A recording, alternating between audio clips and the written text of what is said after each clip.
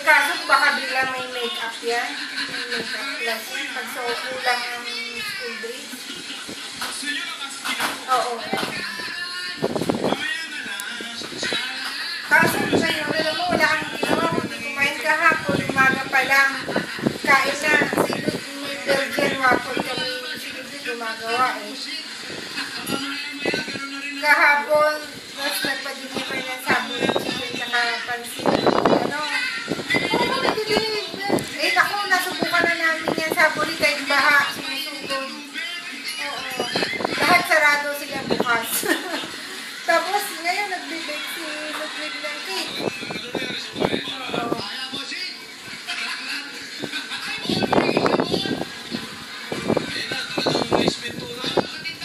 Tapos, isang kalderong malaki ang ginawa ko bilo-bilo ginatan. Lahat nabigyan ko sila Maribet, sila Bebe, itong hipat kong isa, yung maraming ito. Ang dami. Naman na. Hala! Eh wala, minsan natatakam ako, tapos wala ka naman gusto mong lasa. Eh, ang dami ko. Alam mo naman, pag pinagsama-sama ko yung dami.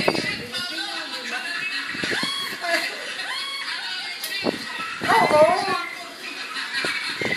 At saka ano, yung niyog kasi, di ba pinitigaan na nila? Kaya, oo, kaya hindi, ayun ang ayoko eh. Pinitigaan eh.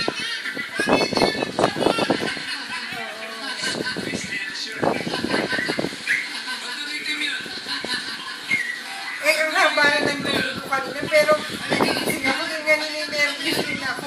Maririnig ka rin dito sa video. Maririnig ka rin sa video. Ano yung? Yung kulog? Wala.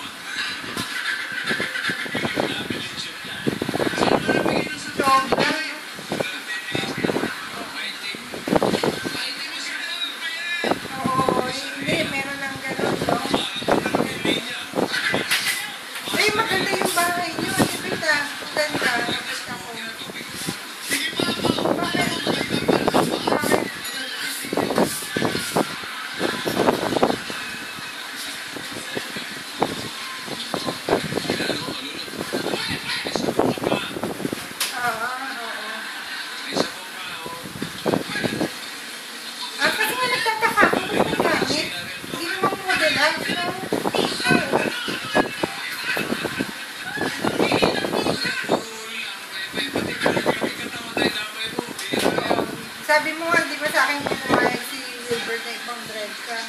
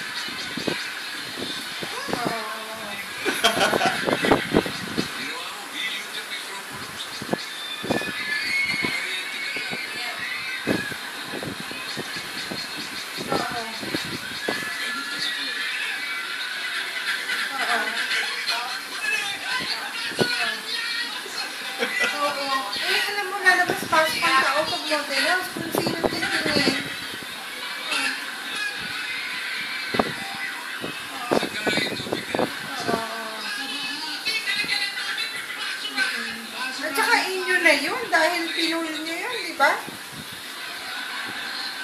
Oo. Kung may plastic pala kayo skete.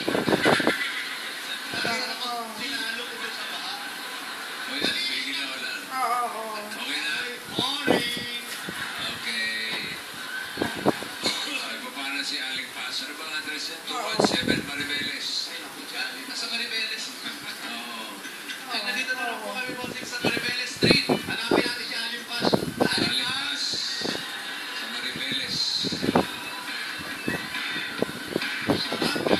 Kaya akala ko, ay ganito siguro yung model house, kamukha no kay Ate Beth. Pero pinakita